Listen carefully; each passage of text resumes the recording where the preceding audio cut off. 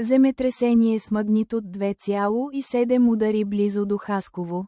България днес на 6 март 2026.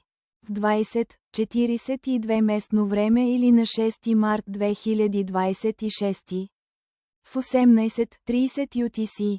Както се съобщава от откритието на вулкана на неговия уебсайт. Земетресението е било локализирано на много плитка дълбочина от 5,0 км под повърхността. На координатна ширина 41,8231 и дължина 25,5344.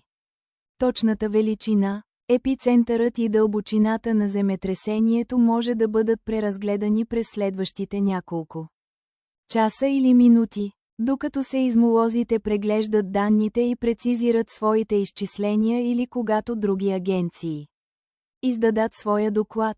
Градовете в близост до епицентъра включват Кърджали. Кърджали, разположен на 31 км или на около 19,2 мили от епицентъра. Хасково.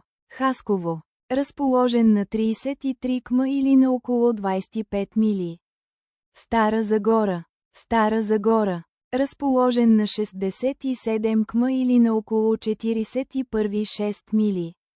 Пловдив. Пловдив, разположен на 74 км или на около 45,9 мили.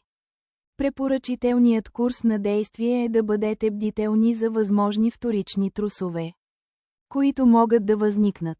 Нека се молим това земетресение да не окаже голямо въздействие върху нашите братя и сестри там и да няма повече земетресения. Амин.